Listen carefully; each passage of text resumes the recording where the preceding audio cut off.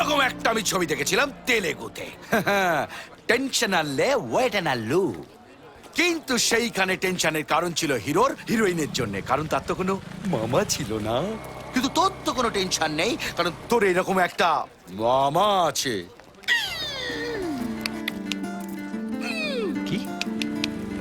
टैक्सरा नी आ रही है टंग टंग टंग टंग टंग टंग टंग टंग टंग टंग टंग।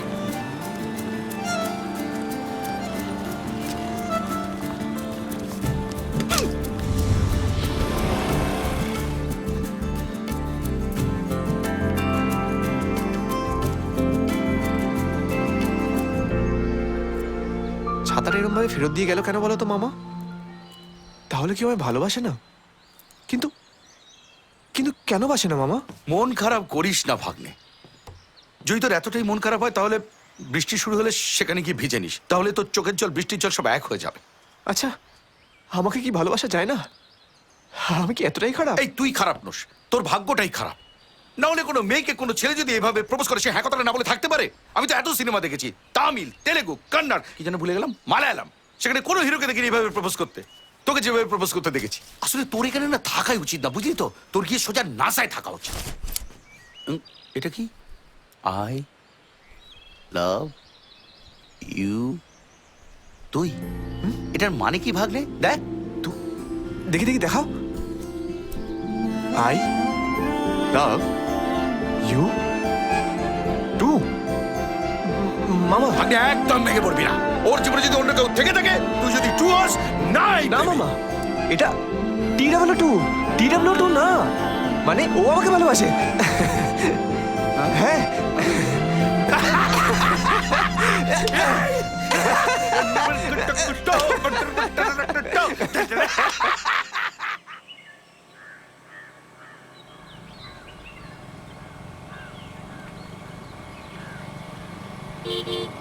কি চাই?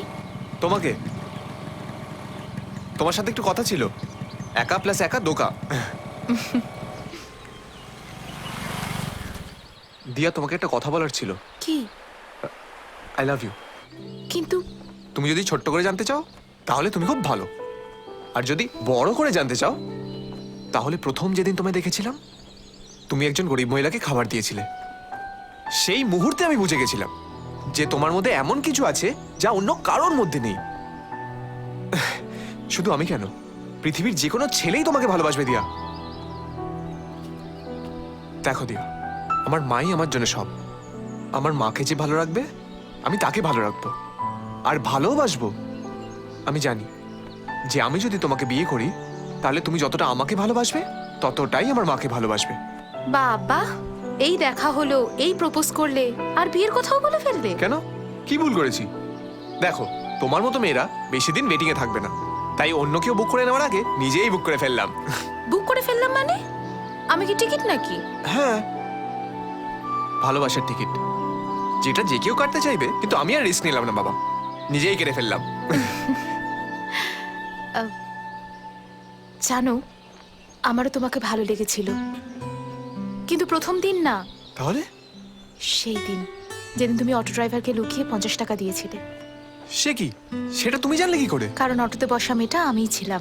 এই একদম বাজে কথা বলবেন না। আরে কি হয়েছে? বলেছিল খালি তোলা যাবে, এখন এদিক সেদিক ঘুরিয়ে মারছে। রাতের মধ্যে বাড়ি ফিরতে পারবো না, 50 টাকা দেবে বলেছিল। আচ্ছা ঠিক আছে ঠিক আছে, আপনি একটু সাইডে আসুন, সাইডে আসুন, আমি দেখছি। আরে দাদা, এত রাতে আর কোনো অটো পাবেন না, সঙ্গে একটা মহিলা আছে। ইটস নট সেফ দাদা, প্লিজ। শুনুন, আপনাকে একটা কথা বলি। আপনি বসুন দাঁড়া। আমি দেখছি।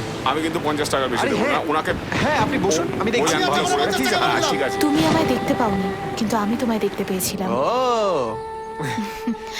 সেদিন বুঝেছিলাম যে তুমি অচেনা মানুষের জন্য যদি এতটা কেয়ার করতে পারো, তাহলে নিজের ভালোবাসার মানুষের জন্য কতটা কেয়ার করতে পারবে। দেখো, দু হাত বাড়ালে যতটা ধরে তার থেকে বেশি ভালোবাসবো। পৃথিবীতে যত ভালোবাসা আছে সব তোমার কাছে এনে দেবো, শুধু যদি তুমি পাশে থাকো।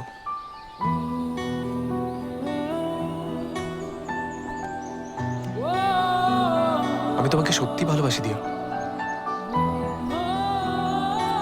জানি না কেন, কিন্তু সত্যি খুব ভালোবাসি দিয়া।